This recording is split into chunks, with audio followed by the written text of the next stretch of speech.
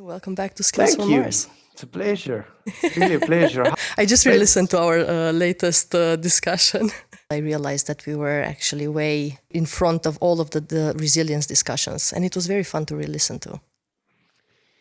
Nature is designed with specialization. It's not that everything needs to be generalist. So you need to specialize for functions.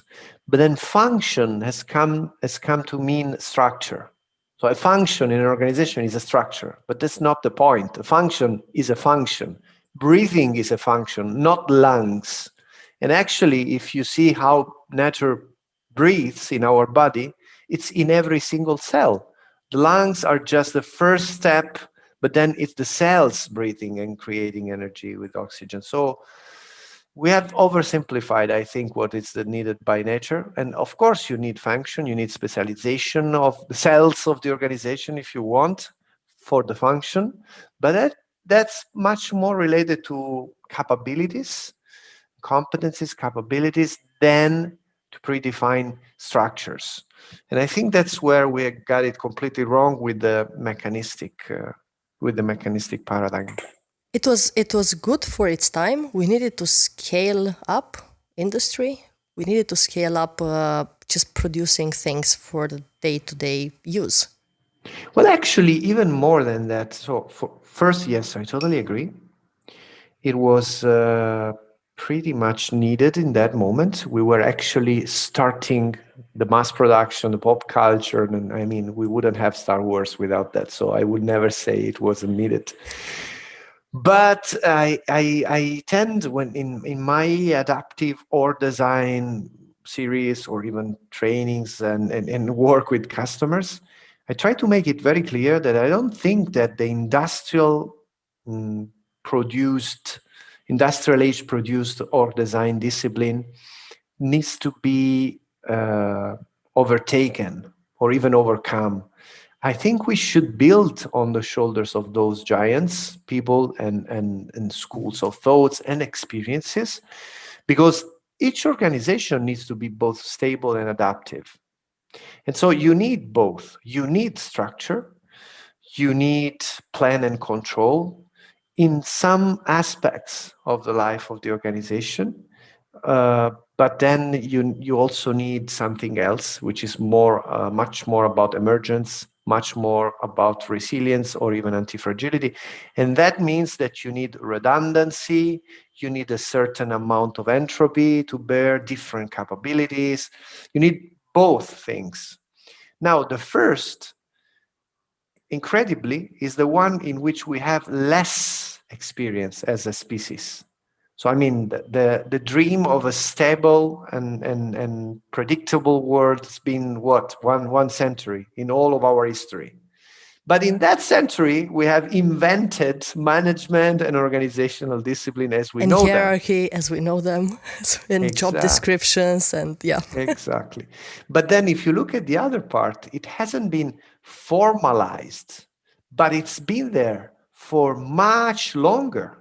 I mean, while we had Taylor, we had fortunately also Mary Parker Follett, and we have people doing this like D. Hawk since the 70s. It's not all new with this Teal and something crassy like holacracy, sociocracy, whatever, humanocracy now from my good friends Gary Hamel and Zanini.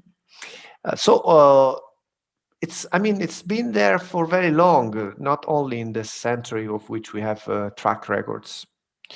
So I think we should just rediscover it and use it together with what we have devised in the last century as a discipline and as tools, organizational tools. When by tools, I mean also techniques, types of structures. In fact, they are evolving. Now we have a lot of people talking about new, namely some of them called new structures, like, I don't know, self-organized teams. Actually, that dates back to Eric Tristan a lot of time ago with Sociotech. But then now we have micro enterprises and all this ado about business ecosystems. It's basically about enabling different structure to exist. But at the end, 99% I hear is about structure, and that's not the point at all. That's what I wanted to tell and ask as well. How many people, I still find that what we are working on and what we believe in is a niche, and it's a small niche. I think that even talking about resilience, which sounds like not a complicated concept, it is a complicated concept.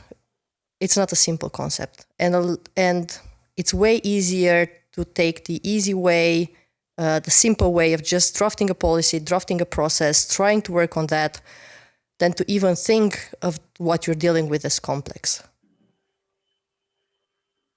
Yes, definitely. It is for us because we have been trained in that other kind of thinking. I mean, our schools are devised like industrial plants producing people learning. So the very fact that we are told what we need to learn in each specific year actually doesn't make any sense if you know anything about how we learn as organisms. But it makes a lot of sense if you understand that it has been formalized in the industrial mindset, and it is basically like a production line of learning for people. So we got used to this kind of thinking, we as Western society, not all of the world actually. And so it is easier for us. It is the first thing that comes to our mind in the scope of work is crafting a process, a policy, set of rules, and then try to control that things go according to that. And measure up to their bones and then get Yes. upset because the data is not complete and accurate and clean. But then, is that a Nietzsche? That's an interesting question. I think it depends on how you look at the thing. So there are a couple of perspectives that are possible. So first of all, if you look at the practices, the new practices that are embracing this, yes, probably there's still a niche. Maybe they're now more close to 10% of the market instead of 1% as it was 15 or 20 years ago. But still, it's not the majority. If you think about the industrial worldview, this ethos, this epistemology, it's definitely the mainstream still. But only, interestingly, if you focus on work, because then I don't know many people that craft policies in their families or analyze data in the family to take decision. There are a few geeks that do that. There are, but I really don't believe that's the mainstream. I think that's it. It is the opposite in this case. 90%. And that's where I agree. That's where the discrepancy with self-organizing cities comes from, and pre-organized organization and pre-designed organizations, and one is definitely more successful than the other. Exactly. So that's the thing. It's not necessarily. It is the majority and the mainstream only if you bound the way you look quite steeply, and again you apply an industrial mindset in how you answer the question. But if you don't, if you think transcontextually and you really open up and look into the world, it's definitely a minority of people applying the hours in which the thinking is applied is a minority. It's a minority of the whole way of living, even in the Western society. If you think about the good, the self-organizing city, the other part of what is done in the organization, which there is part that is being done according to this new paradigm, but then the normal way of leaving a family, just not managing in that case, but it's leaving the family, and there, pretty much all the people I've come to meet, even those that have been strongly trained in business schools, they wouldn't dream of saying that something that matters in their family is measured by numbers. Actually, one question that I ask people, when I talk about complexity and complicated and command and control paradigms versus surfing emergence, is to think about what matter most in your life. Just take a moment. It can be a moment that comes to your life, like an experience. It can be a scope or a person or whatever. And then that after they have it in mind, they ask them if for them that's a mostly complicated or mostly complex domain. And it is always complex, always. What matters for us, what is really what makes our life is complex, it's emergent, it's uncontrollable, it's unpredictable, it's uncontrollable. So we all know about it. So I don't think it's a niche. I just think there hasn't been a formalized discipline. It's emerging, and also there are a lot of dogmas have been emerging coming from the previous mindset, but they're making their way. People are understanding that there is no off-the-shelf model to follow. Each individual, each family, and each organization is unique. You have to dance with that uniqueness, respect it, and have that uniqueness expressed the way it wants and needs to be organized, and generate then, as a last step, generate the proper structures.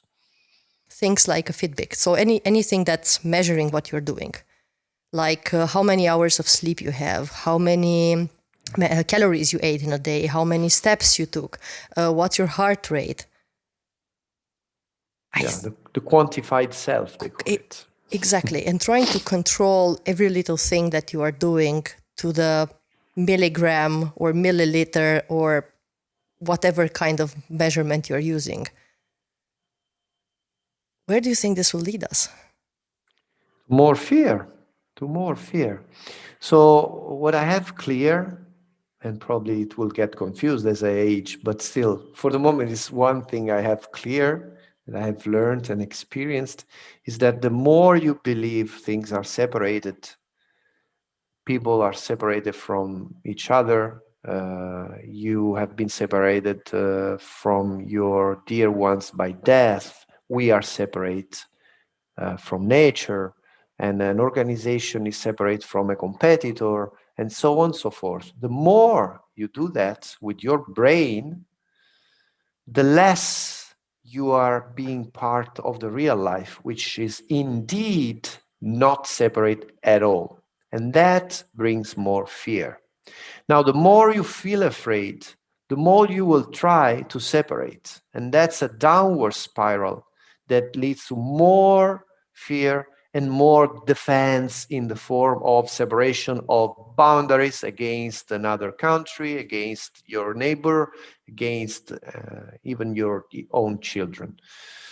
And that happens a lot in our society that has been enhancing competition and ego historically, Western society, whereas nature has lived always in a good balance from the individual part of perception of life and the ecological, ecosystemic part, which I simply translate into love. For me, love is basically the experience of not being separate, the experience of being together, being interbeing, Thich Nhat Hanh would say. And so I think that would lead to more and more separation and more fear. But you can break that if you want. I think people are working actively. So while we see so many people quantifying the self, we also see so many people resonating with the work and message of, I don't know, Stephen Harrow Banner, Nora Bateson, Thich Nhat Hanh, and so many others. And so many people interested in developing intellectually and spending their time in intellectually driven kind of activities. Way more and more. This is why I think of the new world of work as more of a renaissance or a possibility to have that rather than to go into the dark because machines are going to conquer us and we'll just be couch potatoes doing nothing and having the machines think for us. I think it's a possibility for us to get out of what we're doing, out of this mechanistical kind of work and world, and be ourselves finally. And I would agree with you on that. And I would add that big part of that for me is going back to embodying ourselves. It's going back to using our brain as part of our perception of things and not thinking our way through life, but much more thinking, feeling, living our way through life. And there are things that we cannot understand by definition because we are a part, a small subsystem of much broader systems that have a wisdom that we cannot even imagine. And science is getting there now, finally. So we should let go of trying to understand, which is a form of control. It's to some extent driven by curiosity, which is fairly nice, but to some other extent is also, in my honest opinion, driven by fear. And so this need to, to control disease, control suffering, control death. Truth is, we can't.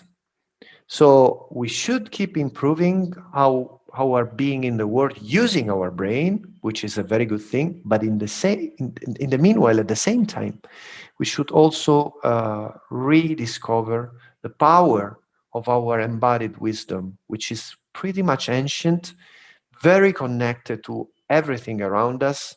We can feel things if we open our sensory gatings.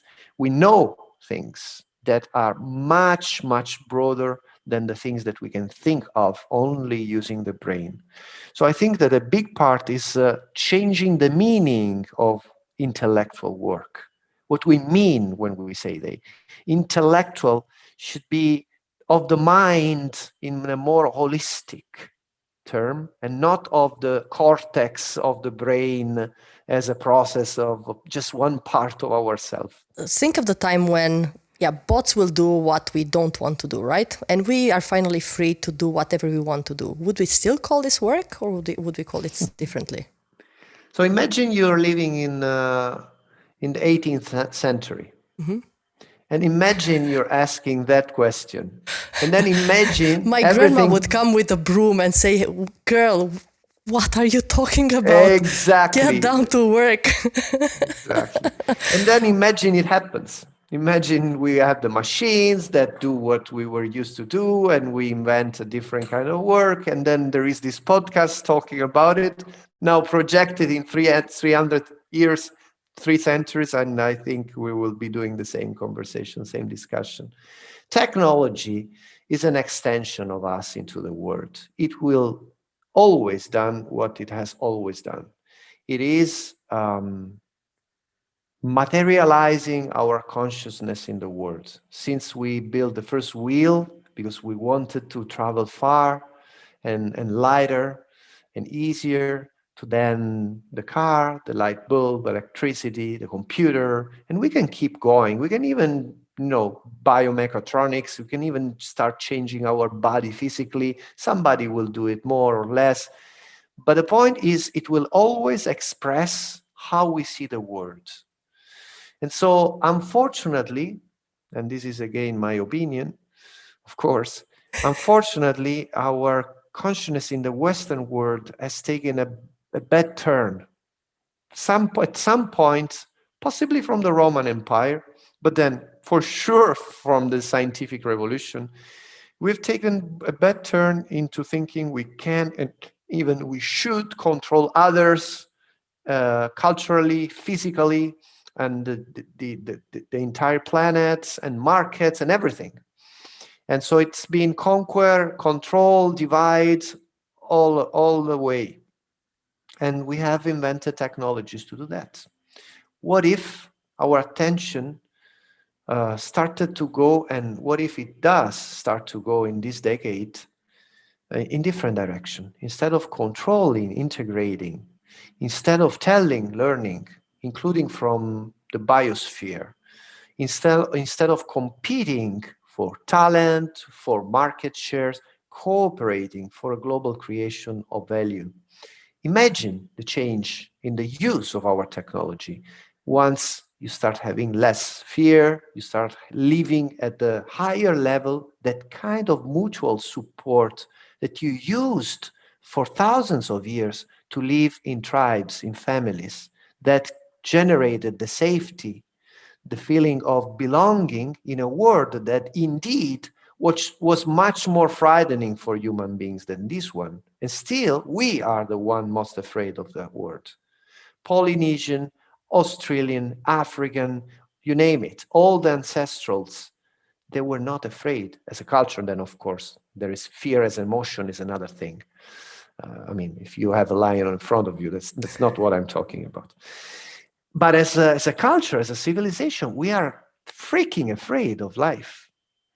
Imagine we focus our attention and our technology in a different direction, what we can do with our technology and what we have learned. Imagine we just end this teenage of playing with your daddy's car around the block and showing off, and start using maturity in what we are able to do and how we want to be in the world.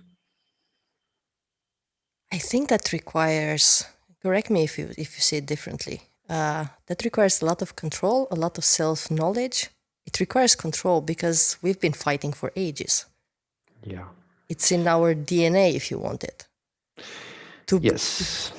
To switch competition to cooperation, it would require you to have that control over your behavior and think about the better thing for your community or for the world.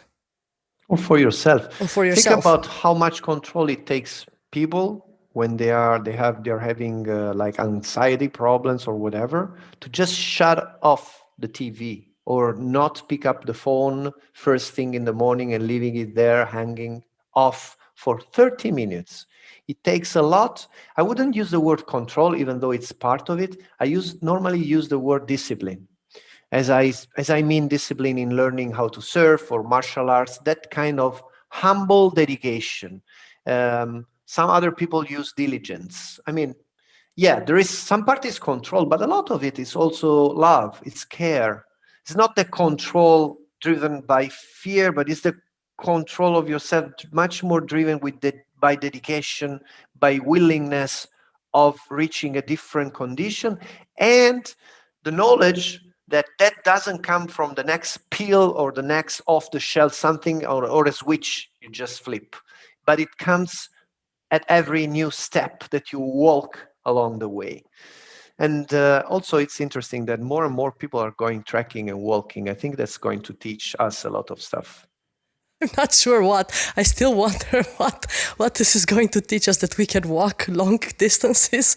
But yeah, I have these discussions with friends that trek themselves. I tried it for 2 months and I gave it up. Did you ever try trackers?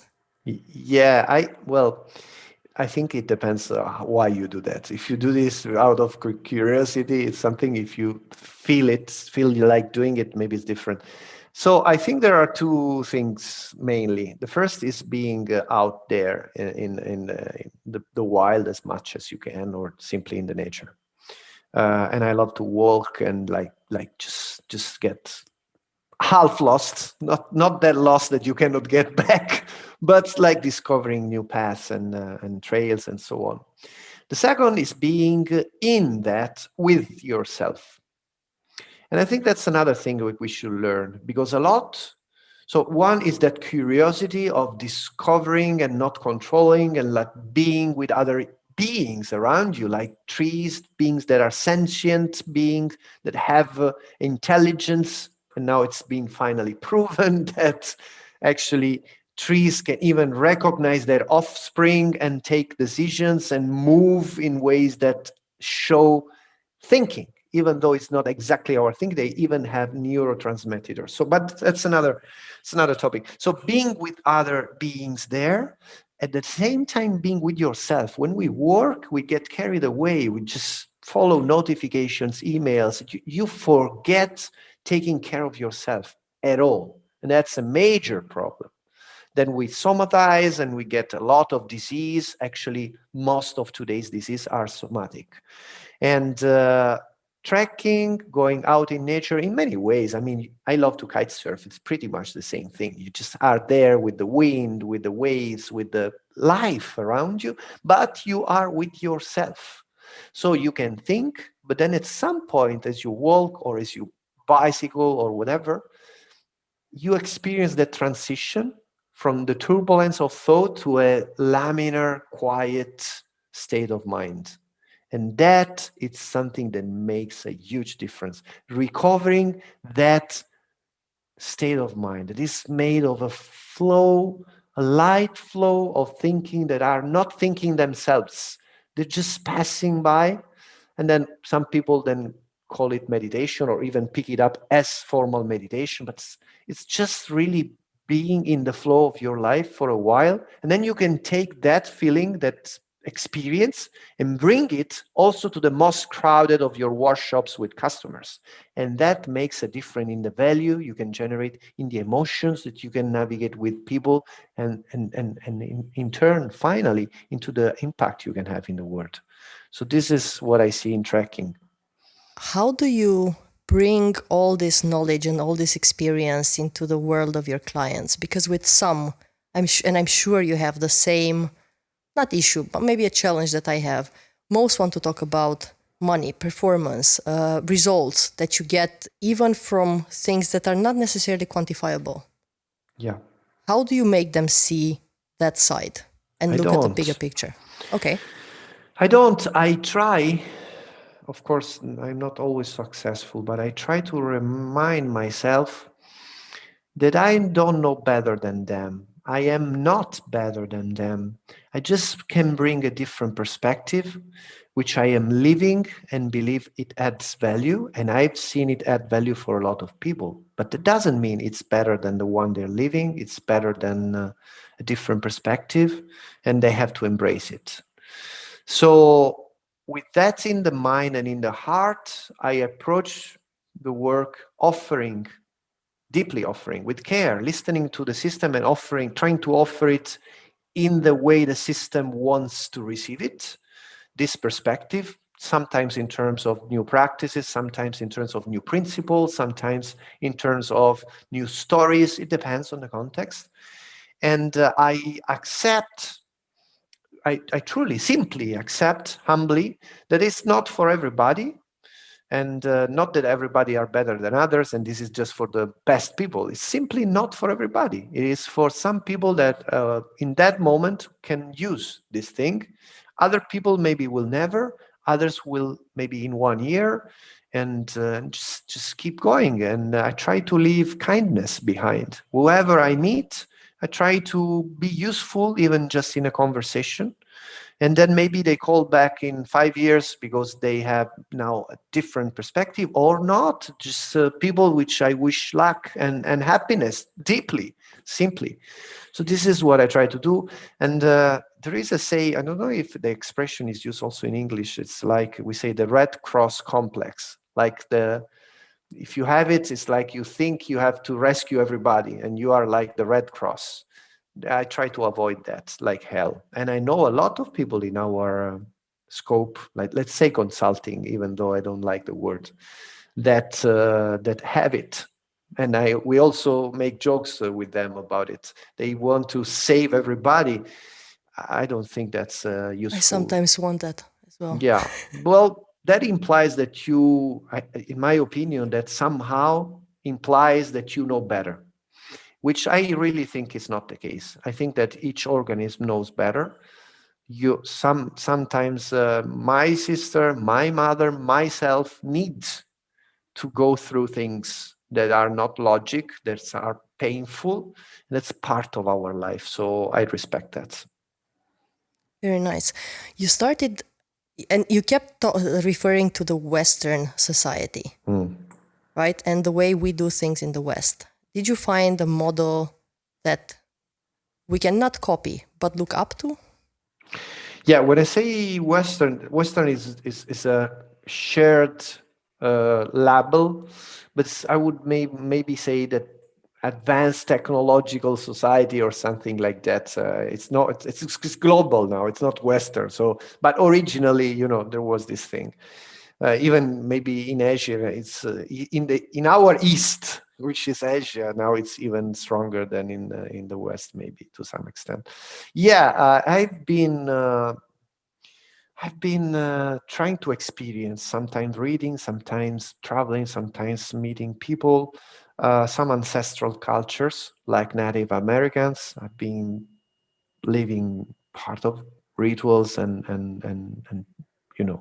life with people from that culture, even though, of course, in modern times, I was between 20 and 25, so it's not the 19 people, American Indians, but still there is a lot of culture, especially in the Lakota side.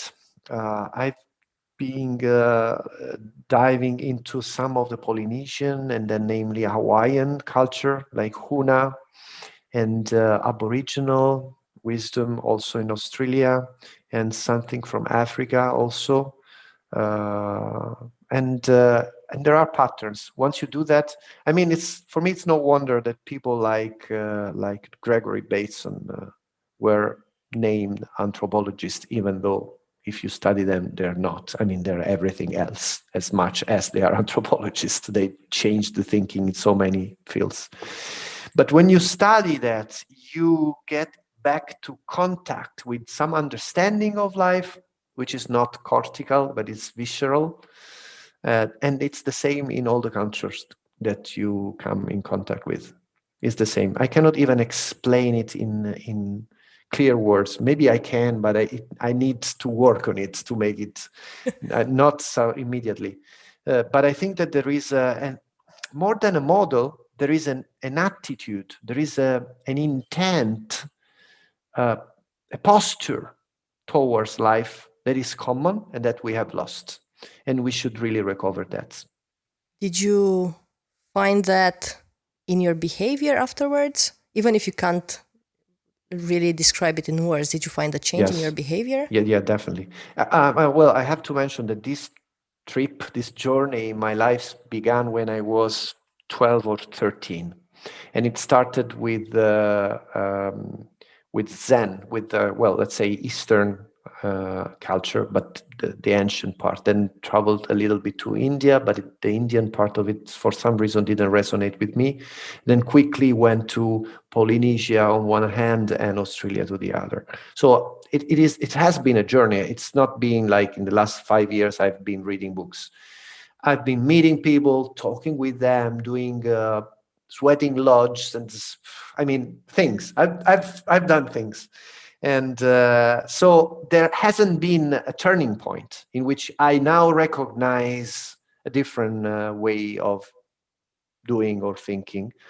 It has been slowly integrated, gradual. But then if I now look back and compare it to ways of reacting or thinking of, for example, colleagues in consulting, speaking of the Red Cross complex, then I recognize that there is something that entered in me that makes me see things to some extent differently from the mainstream technological command and control culture. That's for sure.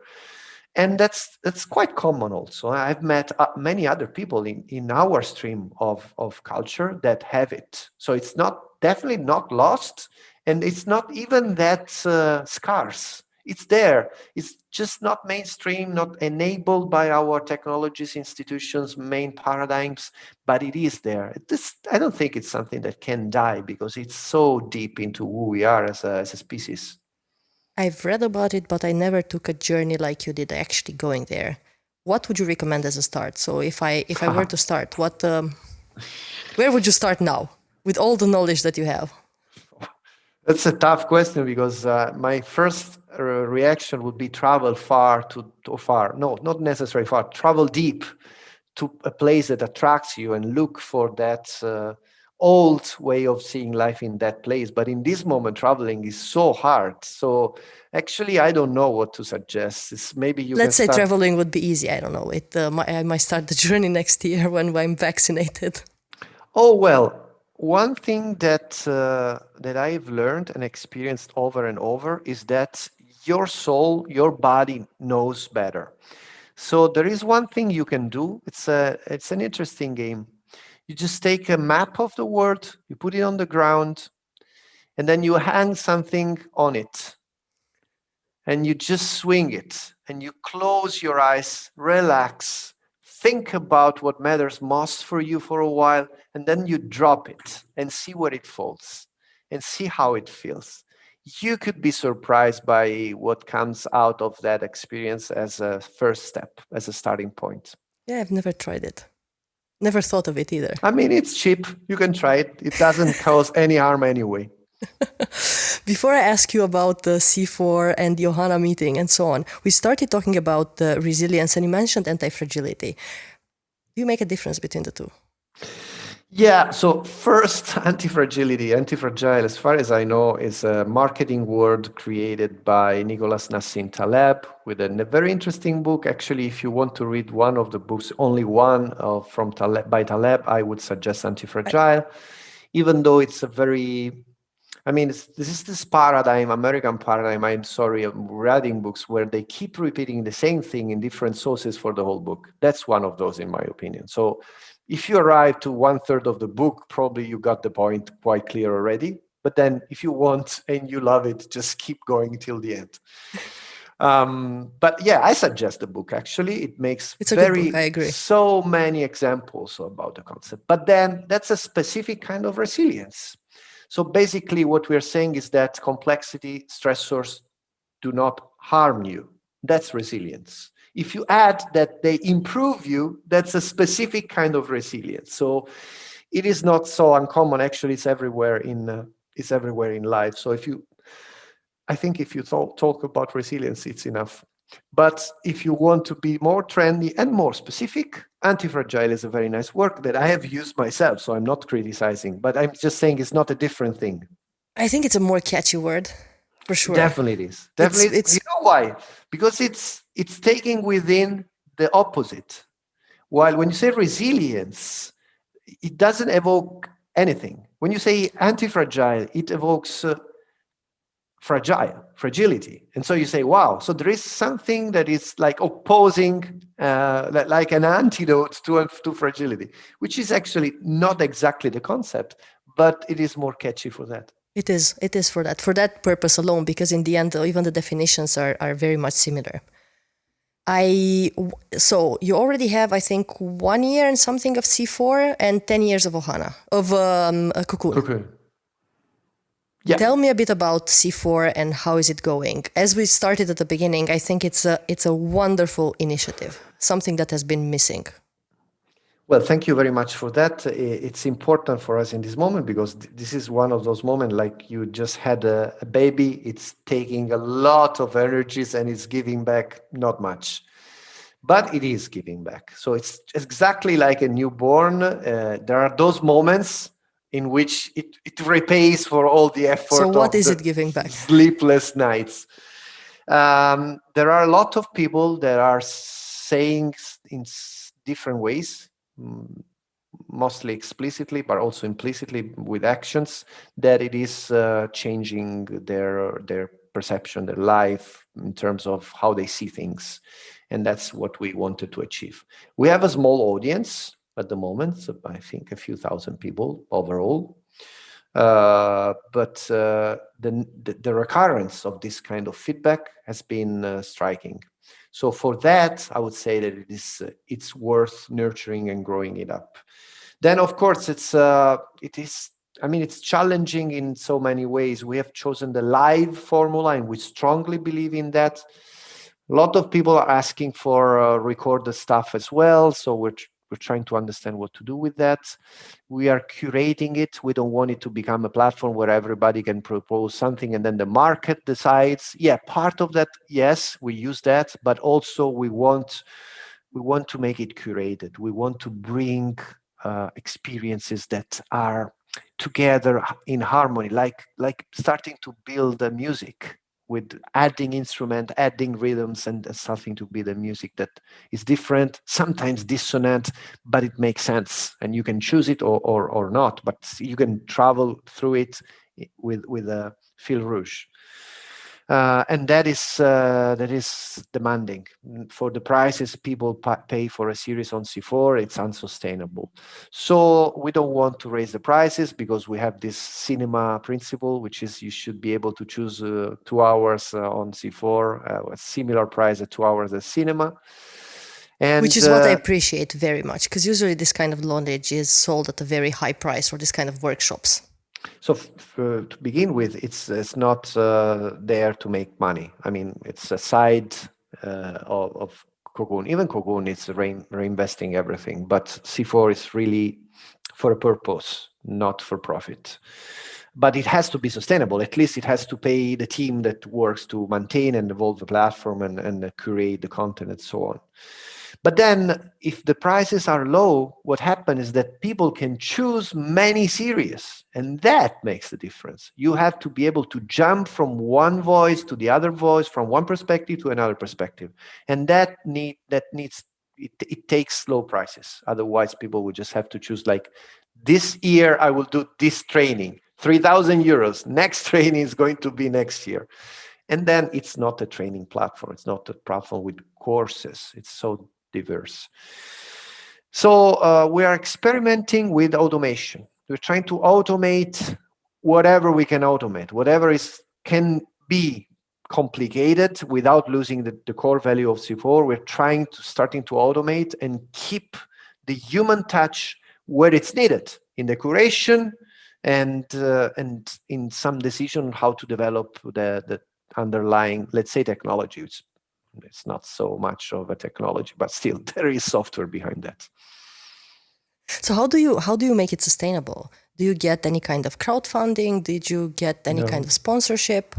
No. For the moment, it's just Cocoon paying for that. Mm-hmm. And all the people that work on C4, they volunteer at least half of their time. So you can bill, but you bill at maximum half of what you would normally bill for your time. And this is the same principle we are using inside. First 6 months, all the people working there have done it for free. Now we're starting to grow a little bit and try also to stress the model. So let's see if it sustains. So to start paying some money to us. I'm part of the team, actually. And we'll see. We also have done some numbers to see if there is some break even in number of series, in number of people. We're playing with the revenue structure to see if there is like a community fee for other kind of things that can sustain it. We're thinking about using Open Collective for that. So there is much more to come. It's really been just a few months, but those few months have confirmed that it's worth it, and that's the point. I agree, and as I told you before, there is no such platform at this point. Clubhouse wants to be one, but there's no video there, and it's only iPhone, and it's only invite based, so it's not really for everyone to access at this point. Anybody interested in helping bringing a platform in which people can edutain themselves in embracing a broader worldview, welcome to help in any way. We're doing our best. It's good. I will be part of it as well, and I'm very proud. So I'm working on it. I still have to send Letizia something. Thank you. Ohana meeting, very quickly. What are you going to do? Ohana meetup. Wow. Meetup, yeah. I cannot disclose it too much, but so the Ohana meetup is a meetup that we provide to the ecosystem. Again, it's something Cocoon invests into, and what we get back is relationships, ideas, being with people, and it's enough for us. We publish the budget every year, how we've used the money and what we have provided to cover what was missing in the budget, because tickets, full transparency, you told me last time. I mean, the tickets don't pay for even half of it. So this is the Ohana meetup. So Ohana is our ecosystem. That technically includes also people that have not come yet and people that are not with us anymore. So it's interesting as a concept. Again, it's our ecosystem anyway. So the meetup happens once per year. It's been done 3 times. Last year it's been done virtually, digitally. Because of COVID. It's been beautiful. I love the video. I mean, I wasn't in the organizing team. They've done an amazing job. People said, I couldn't believe I was having this experience staying in my home. I really was there with you. We had cooked together, had dinner together, have a dancing part. There were people playing guitar. It was amazing. On top of all the work that has been done. Very interesting and high-level work topics. Now, this year is the same. We're trying to make it live again. We're doing our best. It's end of June. I can't see any reason why COVID would make it impossible, because even last year, from June to August, it was fairly travelable. And so we should be able to make it. We hope so.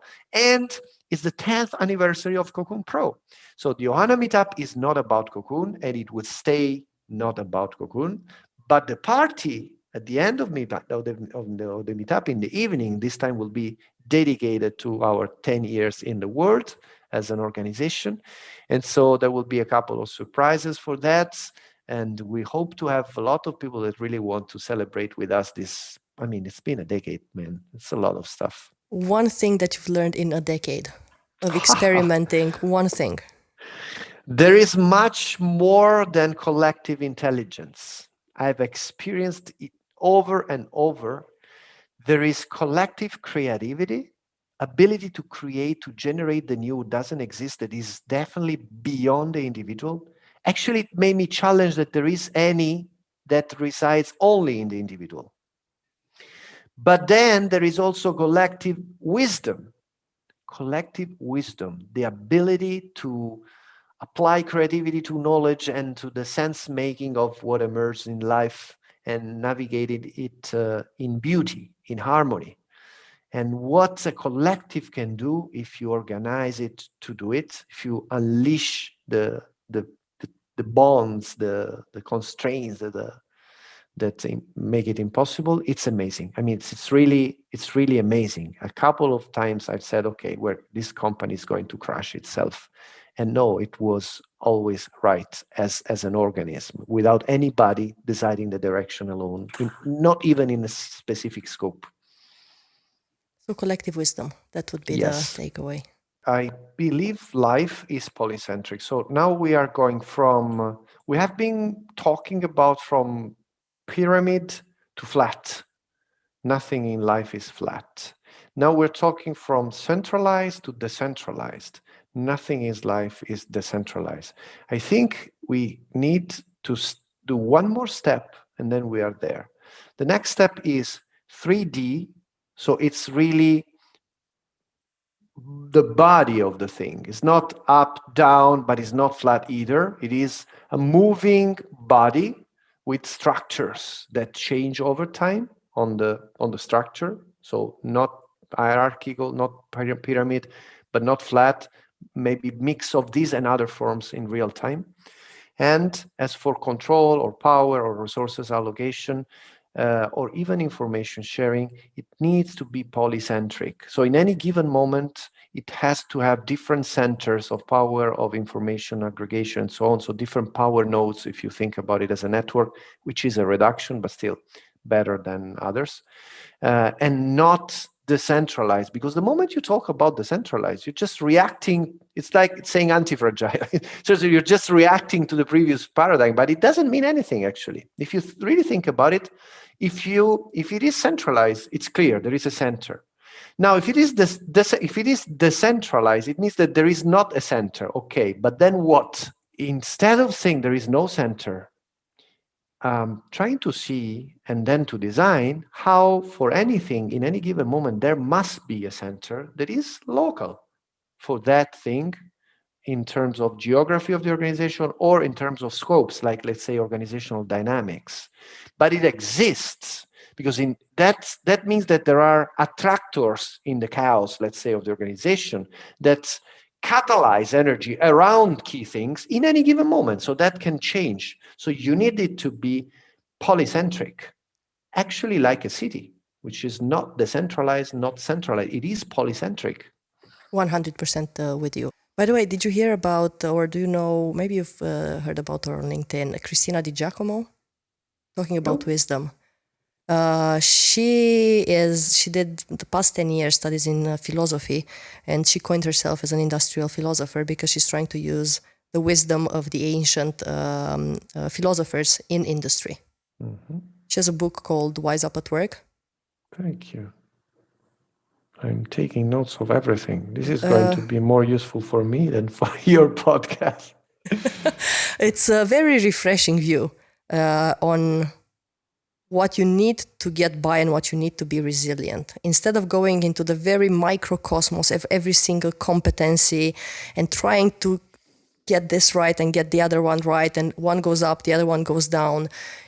She just found the very nice concept of wisdom and bringing back old practices that make you reflect on things in a different way. So I think you would, talking about collective wisdom, I think you would enjoy her book. I'm just curious about what's coming. I feel a change in the wind. I think there are things that are moving that will generate new things. So I wrote an article on Huffington Post some time ago. Let me find it. Future of Work People. I just found it. It was published on December 2017 on Huffington Post. It's the future of work people. In that article, I used a mental model of a river that I applied to society. In that case, it's a model that we use when we work with human systems, with organizations. And I said, if you want to know what is going to emerge at the level of practices or even new tools, new ways of working, you need to look what is now at the level of people, what is emerging there, because in time that will generate new ways of doing things. And I said, going around the world, it was 2017, I have found some patterns. Now, first is complexity is reality. And I think that it has been exploded quite well in the last couple of years. The other one is work is part of life. There's no work-life balance. It is the same thing integrated. Also, this, I think, happened. Then tools must be means, not goals. And I think here there is work coming up. I said money, institution, digital technologies are tools, so things that we devise, as I said before, to actualize ourselves in the world. Work is not a place, and now this has been really, wow, spot on. We are much more than rationality, and here also now I see it coming up strongly. There is a lot now about emotions at work. There is a lot about techniques also to do that. There is a lot about perception, intuition, also in advanced decision making that has come up. Purpose and meaning are core, so not profit and power, central goals, but more other things. And we are a unique whole. It is the last pattern that I was spotting. Now, I think these things are have come or are coming to surface in these years, last couple of years. Now, what I feel is that there are new patterns coming. There are new patterns that I haven't verbalized, but I felt in the last year, a change in the wind, a change on where people are putting their attentions at all levels, families, individuals. There is a lot of fear, there's a lot of anxiety, which is normal, it's like collective. But the reaction to that, I think, is going to bear very interesting fruits in the next couple of years, not necessarily the whole decade, but just really quickly. Can you voice some of them out? I'm curious. Wow.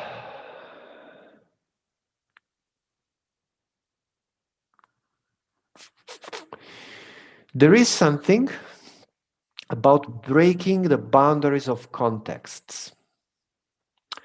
So that could be, I'm voicing it up for the first time, so it will be really rough. So that could be meant as new jobs. So recruiting will be affected, universities will be affected. The way we divided scopes and contexts with labels and descriptions is going to explode in the last couple of 5 years. That would probably apply to markets. So our division in industries, I don't think it's going to make sense anymore. That is going to apply to society.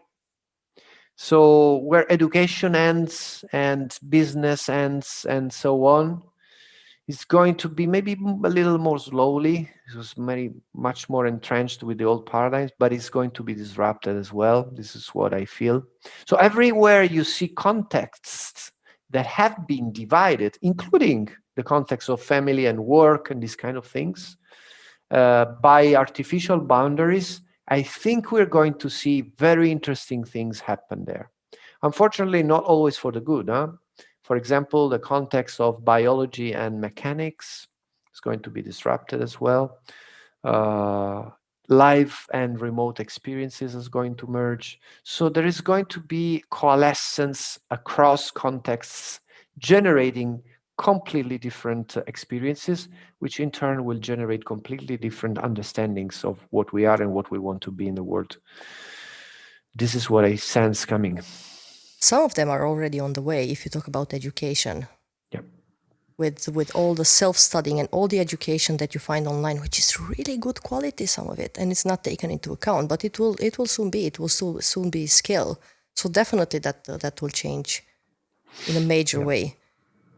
Where I was coming with the Renaissance, now going back really at the beginning, was that knowing that this is coming and knowing that there are pitfalls to this, even having an idea that this is the scenario or this is the pattern that we see, we can better prepare for it somehow. Make sure that we don't fall or don't somehow be able to overcome what the challenges are. And we will not be able to know all of them ahead. But at least for some of them, you can prepare so you can turn it in the right way, or just be mindful of what's going to happen so you can make the right decision or know how you're going to make that decision when you hit the wall. The last one you said resonate more with me than the first. So knowing not what to decide, but how to decide. And but my path towards that is maybe slightly different. Instead of working with scenarios, given the variability, you are really at the edge of a new chaos. So everything can be possible. I'm one of those that think we're finally going to get in touch with intelligent extraterrestrial But they already life. told us it exists. I mean, in touch meaning Yes. like society, like Yes. it's on TV. Look, yeah, in this decade. But then my path towards that kind of preparation, being prepared to live whatever comes, goes much more through nurturing yourself, training yourself even in being at home in the world, in being at home in your body, in being at home in your family, in being at home on this planet, which are things we have been overlooking for too long. And a lot of fear, the anxiety comes from false safety we felt, which is not being at home in the world. So it's really that kind of things. Last year, some people asked me, what are you doing when we stopped for a few months work in Cocoon? Actually, we stopped apparently because we were devising C4 in that period. And I said, I'm training on Dagobah, which is, for the people that like Star Wars, it's very significant. And this is what I was devoting my time. It's really to going back to the root of my being at home in the world. It's a path. It takes months, years, maybe the whole life. But that is what really makes you live, whatever comes. Yeah, what comes to my mind is how much media would help if they would just turn the page and not keep the fear alive of everything that's happening and keep the divide so big. I am very critical against media and journalists and so on, so I don't want to enter just to bring a bad mood to this talk. I was just thinking, how about if they turn the page and then What help? about they find another word, another job entirely? There's so much they can add. Yeah. I mean, not all of them, of course. Well, what I mean is not about the people, it's about the institutions and the money and the power and control against or on top or underneath the information in the world. And that's really so much last century that I'm just done with it. I just turned off everything since a few years, and I just look for the information where I want, how I want, in the source that I want to listen to, and that's it. Maybe I know less than before, maybe not, but really, I'm done. I always say to people that are dear to me that we feed ourselves in four ways: the air we breathe, the fluids we drink, the food we eat, and the information we feed, the thoughts we feed in our brain. And that's so important. And you can get lost, even if you curate the kind of information that you access, you can get lost in it as well.